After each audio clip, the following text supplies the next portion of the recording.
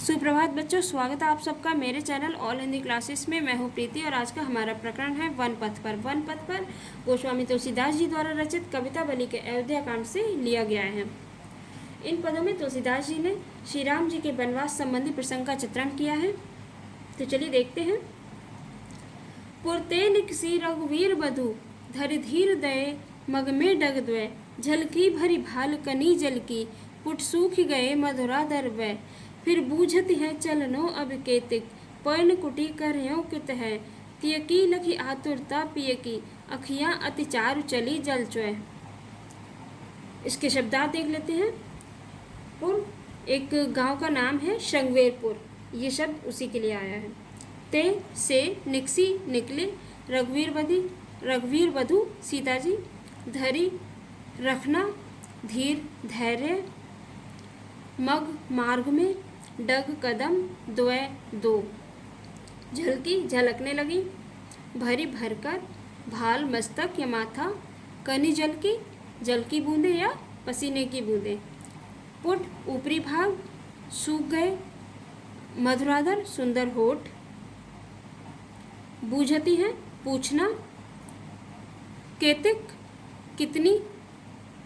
कितनी दूर, पर्णकुटी पत्तों की कुटिया, तिय पत्नी, लखी देखकर, आतुरता व्याकुलता या बेचैनी,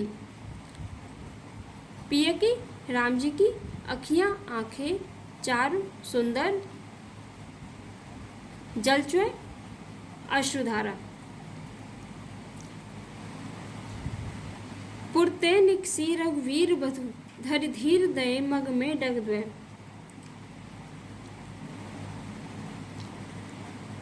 तुलसीदास जी कहते हैं कि राम लक्ष्मण और सीता जी वनवास के लिए वन में जा रहे हैं। तब शृंगवेरपुर से आगे निकलते ही सीता जी ने बड़े धीरज के साथ मार्ग में 2 कदम ही रखे थे। झलकी भरी भाल कनी जल की थकान के कारण उनके माथे पर, उनके मस्तक पर पसीने की बूंदें झलकने लगी। पुट सूख गए मधुराधर वय, और उनके सुंदर होठ सूख गए। फिर बूझती हैं चलनो अब केतिक, और सीता जी श्री राम जी से पूछती हैं कि अब हमें कितनी दूर और चलना है। पर्ण कुटी करयो कित है, और हम पत्तों की कुटिया बनाकर कितनी दूरी पर रहेंगे, अर्थात हम कहाँ पर रहेंगे, क्योंकि सीता जी थक गई हैं, इसलिए वो श्री राम जी से कह रही हैं। तिय की लखी आतुरता पिय की, तिय की अर्थात पत्नी की आतुरता व्याकुलता देखकर, क्योंकि जो थकान के कारण व्याकुल हो रही है सीता जी, पत्नी की व्याकुलता को देखकर श्री राम जी की पिय की अखियाँ अति चारु चली जल चुए। श्री राम जी की आंखें भर आईं और उनके आंखों से अश्रुधारा बहने लगी, क्योंकि वो समझ गए सीता जी थक गई हैं और वो अब नहीं चल पा रही हैं,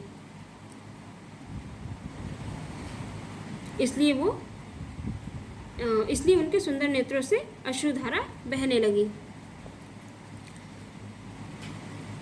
द्वितीय छंद।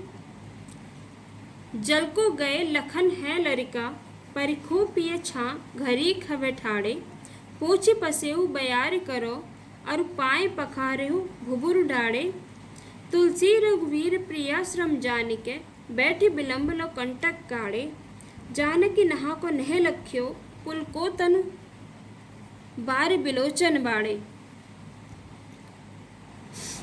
इसके शब्दार्थ देख लेते हैं। लखन लक्ष्मण जी, लरिका लाने, परिखो प्रतीक्षा करना, पिए राम जी, छां वृक्ष की छाया, घड़ी घड़ी भर के लिए या कुछ समय के लिए, ठाड़े खड़े हो जाएं, पोछी पोछना, पसेऊ पसीना, बयारी हवा, करो करना, अरु और पाए, पैर या पाँव, पखारे हो, धो दूंगी, भुभुरु, गर्म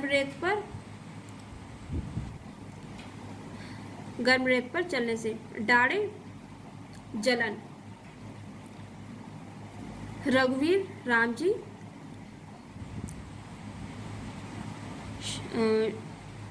विलंब देर तक, कंटक कांटे,